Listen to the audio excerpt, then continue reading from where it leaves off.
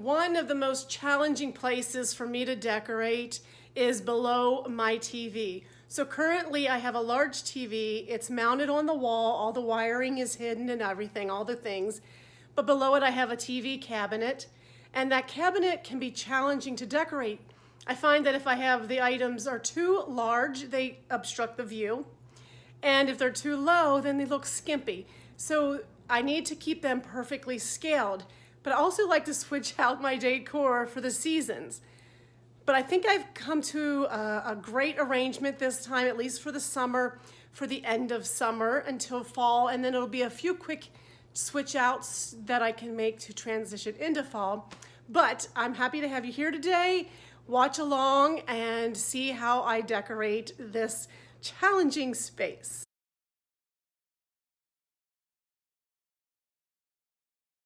For this display today, I have decided to go with, can you guess? Sorry for the glare, but a horse theme.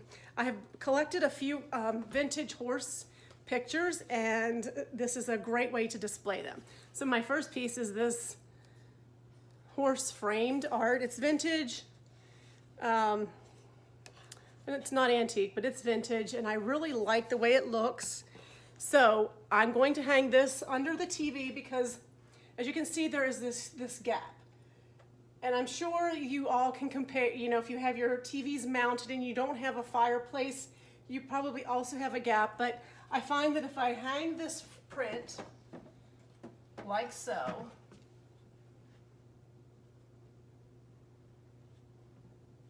then you'll see how it just kind of fills in that space a little bit. No, I do not have it centered, and that is on purpose because the next thing I want to add is to fill in the space is this crate. It's a Pepsi Cola crate. It's old and rustic and beaten up, and I love it. But I want to sit it over here on the side, and it'll fill up this space nicely. It's big, it's chunky, it's high enough that it just fills in and helps to balance out this oversized TV. Now I want to soften the edges, so I have this table scarf. It's a doily scarf that I have folded into thirds. But I'm going to place this on top of the crate to soften the edges.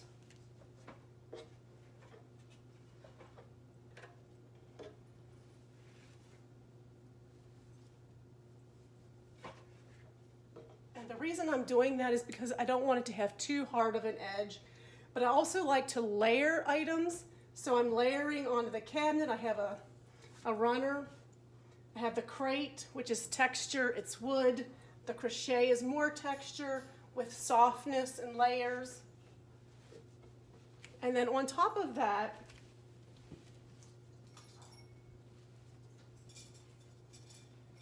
I'm going to add a few things. So I have this old, this is, let's see, Windsor ware plate with cotton balls on it, floral pattern, and it's brown and white. I love brown and white, but I'm sitting this right here off to the side on top of the crate. The next piece I'm adding to the top of that, this berry ring, and it's cream colored berries on it. And I'm putting that on top of the plate.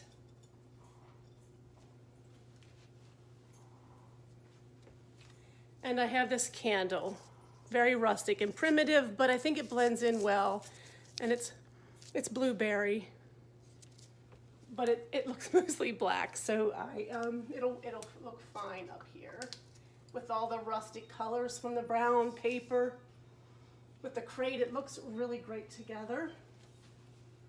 And then for this empty space to the side, I'm adding this. It's a whole dish. It's green, just for a little added color on top. Now, inside the crate, I'm going to place these books. So this book has, you know, a nice olive green color. this brown color and then a later tan. And I want it opposite in directions, just to give it a little more interest. And I'm placing that in the crate and to the right.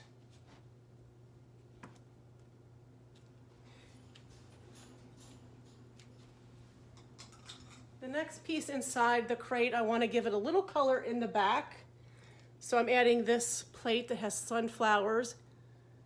And again, this will be great for transitioning into fall. If you're interested in the plate, let's see what it says. Edwin Knowles, China. My hand's twisted. If you can see that without the glare. And I just have a little simple gold plate or plate holder. And I'm putting that in the back left corner.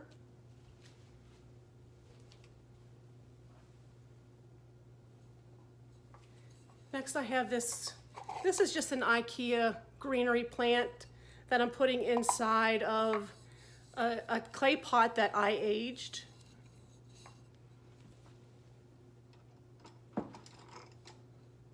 And I'm putting that in the center of the crate. Next I have a frog. Well, I don't know what frogs have to do with horses, nothing really, but it's still summer and he feels summery because he's a water hose sprayer or sprinkler.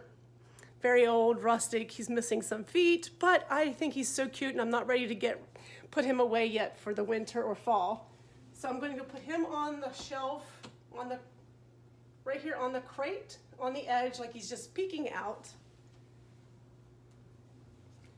To go with that frog, I have this old vintage frog, flower frog. Just going to prop it right here beside him.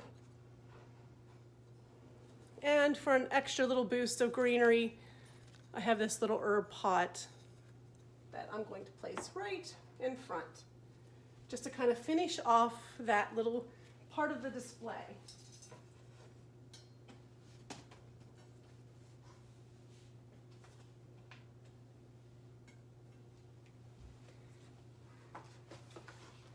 Now over here to the left, I have a picture. It could be a cookbook rack. I'm going to use it for a picture. I'm putting it here in the corner on the left to balance out the left and the right. And to that picture, or to that picture holder, I have another vintage picture you can see a DIY I did on this, but this old frame has the green in it, which match the frog and the old green book. And I'm propping that right here inside this picture holder.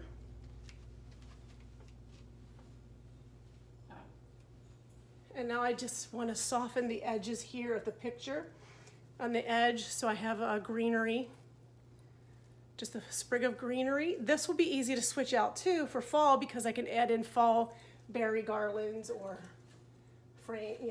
berry garlands or other greenery, leaves, whatever floats my boat at that time. But I'm gonna just kind of drape this up and down and in and around.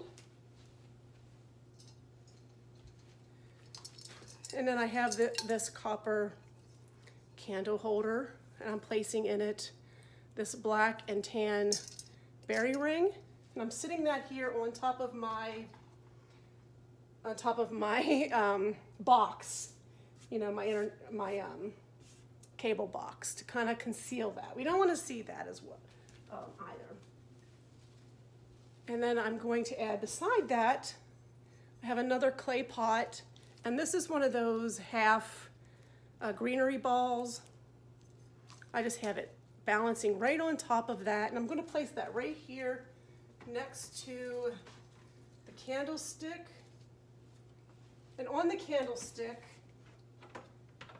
I have a an electric candlestick that I'm going to place right in the center. And I have a gold candlestick, brass I should say. What is it? Is it brass? It is, I'm pretty sure it's brass. Brass candlestick. And I'm going to place that here on the edge.